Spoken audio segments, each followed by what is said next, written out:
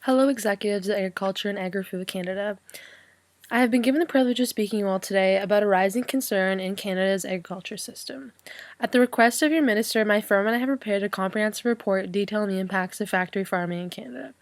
In order to gain a better understanding of the impacts associated with factory farming, the study was split up into three areas: environmental impacts, social impacts, and the treatment of farm animals. So first, let's start off by taking a look at the environmental impacts. The environmental impacts are pollution to waterways and underground aquifers caused by manure runoff, soil and sand degradation caused by too much manure absorption in the soil, damage to ecosystems due to high ammonia concentrations, which is a chemical found in animal manure, loss of biodiversity, global warming, which is due to machinery and other production methods. So let's shift on to the social impacts now. So, risk of disease. So, this is through the overadministration of steroids and antibiotics, as well as a lot of other factors. Antibiotic resistance. So, due to the overuse of steroids in animals, so if someone consumes an animal that's affected or is already resistant, then they could have the possibility of contracting this. Unsafe drinking water, so too high of ammonia concentrations and other harmful chemical concentrations can make the drinking water unsafe for humans. And lastly, I'm just going to take a look at the treatment of farm animals.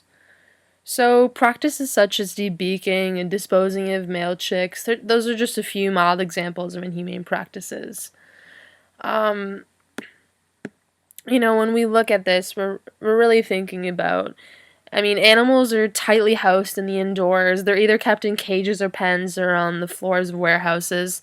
They're given little to no exposure to sunlight. Probably never go outside. They have no room to roam free and enjoy their natural habitats. Obviously, being kept in these conditions heighten an animal's stress level, which lowers their immunity and then makes them more aggressive with other animals in return. So, such procedures such as debeaking, to take away the aggression, that's why it's done. But if they're going to be aggressive because of other factors, then it's not really preventative. And since there's not really a lot of space within these factories, animals are often standing on their own waste and breathing in the toxic fumes. And we all know that animal manure is very rich and very full of a lot of different chemicals.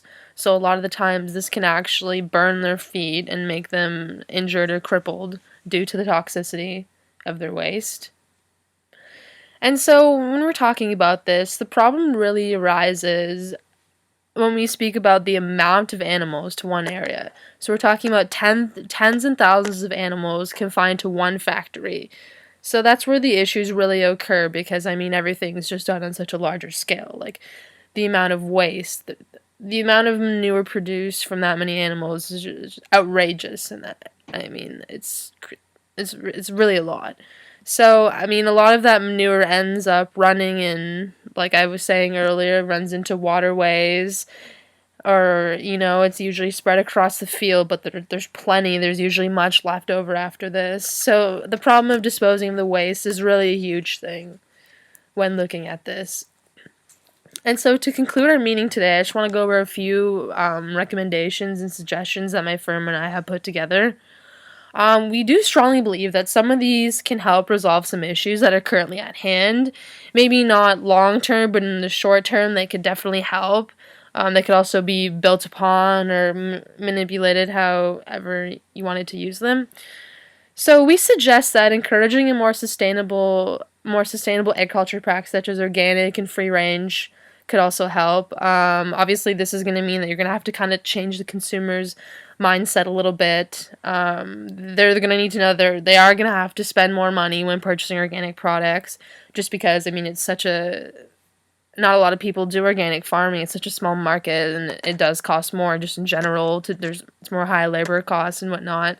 So they are going to have to realize they're going to have to spend some more. Also, farmers, maybe to put in some more incentives for them to do that. Secondly, so maybe limiting the amount of animals confined to one space, like I was just talking about. That's really where the core issue occurs in this, when everything's done on such a large scale. So maybe reducing them to thousands versus tens of thousands or even hundreds. That could cut back a lot. Implementing new policies and how the manure is disposed of, so how and where. That'd be something to look at. Reevaluating the current slaughtering practices and determine the most realistic possibilities. I didn't really get too much into that, but there are a lot of practices that are very inhumane to most. Just like just to go over maybe the male chicks, so they basically have no economic purpose, so they're either disposed of live or their heads are cut off, and it's pretty gruesome. And the last would be the use of steroids and antibiotics. So I know in some places they're only doing it where if the antibiotic or the steroid must be administered, then it is, and it's also done by a trained professional. I don't know if this is something that would be realistic for all factory farms, but that could be something that could be looked at. So I know we don't have much time left, so I just want to thank you all for listening, and I'm looking forward to meeting next time. If you guys have any more questions or concerns, you can always just email or call me. So thank you and have a great day.